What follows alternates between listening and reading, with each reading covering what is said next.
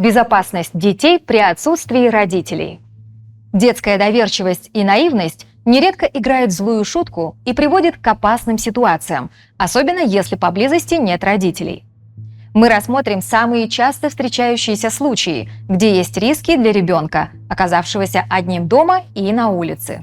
Если занятия в школе или дошкольном учреждении закончились раньше времени, ребенок должен знать, что не стоит покидать территорию образовательного учреждения одному. Не стоит также уходить со взрослыми, которых ребенок видит впервые, даже если они представляются друзьями семьи или коллегами родителей. В случае, если родитель не может прийти за ребенком лично, необходимо предупредить учителя и самого ученика. Обязательно выучите с ребенком правила дорожного движения. Составьте маршрутный лист от школы до дома и просите ребенка придерживаться схемы движения. Прежде чем отпускать ребенка на самостоятельную прогулку, проведите с ним беседу. Стоит рассказать малышу, что если кто-то будет применять к нему силу, уводить куда-либо, предлагать сладости или игрушки, нужно звать на помощь людей, кричать или убежать от этого человека. Собирая ребенка на прогулку, не стоит одевать на него дорогие вещи или аксессуары, которые могут привлечь внимание злоумышленников или попросту потеряться. Если ребенок гуляет сам, то условьтесь, на какой территории, и приглядывайте за ним из окна.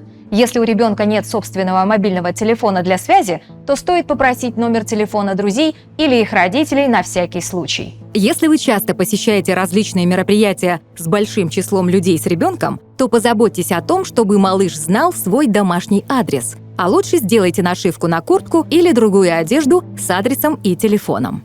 Особенное внимание стоит уделять безопасности ребенка в подъезде. Достаточно часто дети покидают дом, забыв закрыть дверь или же открывают ее незнакомым людям. Стоит провести беседу на эту тему и подчеркнуть, что как только ребенок покидает дом, он перестает быть в безопасности. Подчеркните, что не стоит садиться в лифт или заходить в подъезд с незнакомыми людьми, а при первой же опасности стоит звать на помощь. Кстати, о лифте. Если ребенок гуляет сам, то стоит провожать и встречать его у лифта, либо приучите спускаться и подниматься по лестнице. Безопасность детей в транспорте. Если ребенку предстоит дальняя дорога, обучите его правилам поведения в общественном транспорте. Не стоит входить в переполненный автобус или маршрутку. Когда ученик заходит в салон транспорта, стоит всегда снимать рюкзак и держать его в руках. Особенное внимание в автобусе стоит уделять ценным вещам, как, например, мобильный телефон или кошелек, чтобы не стать жертвой карманников.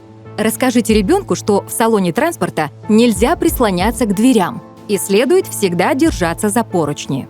Обходить автобусы и троллейбусы нужно исключительно сзади.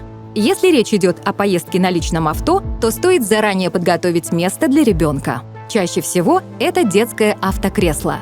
Но если ваше чадо уже не в том возрасте, чтобы сидеть в специальном кресле, то необходимо посадить его на заднее сиденье и проверить возможность пристегнуться ремнем безопасности.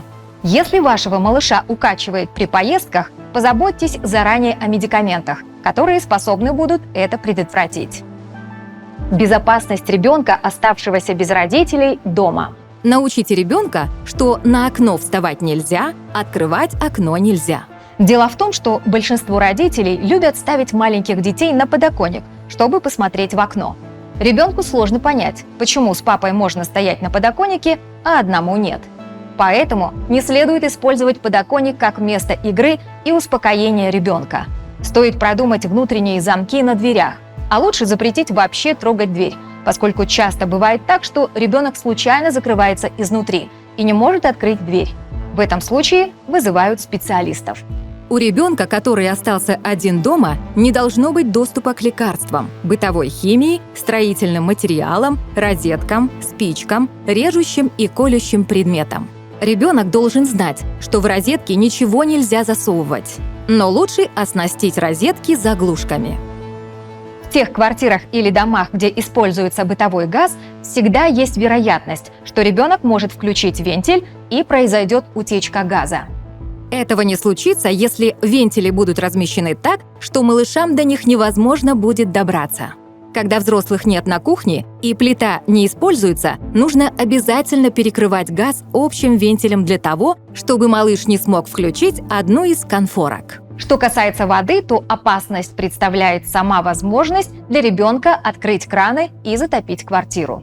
Отдельное беспокойство – горячая вода. Пока ребенок еще мал, нужно закрывать ванную комнату на защелку. Внимание! Размещайте вентили газового оборудования в недоступном для детей месте. Не рекомендуется уходить, когда ребенок спит, даже если вы знаете, что обычно у него хороший крепкий сон. Если вдруг ребенок проснется, вас не окажется рядом, ребенок очень сильно испугается, и в дальнейшем это приведет к тому, что он будет ходить за вами хвостиком и никуда вас не отпускать, даже в туалет. Поэтому всегда прощайтесь с ребенком перед выходом. В идеале несколько раз пробно оставить ребенка одного дома на непродолжительное время. Важно, чтобы у ребенка была в доступе его любимая еда, перекусы, вода, так как ему может захотеться есть, и он может в поисках еды залезть, например, на верхние полки. И все же старайтесь не оставлять детей без присмотра. Помните, что для взрослых важно самим правильно вести себя во всех ситуациях, демонстрируя детям безопасный образ жизни. Не забывайте, что пример взрослого для ребенка заразителен.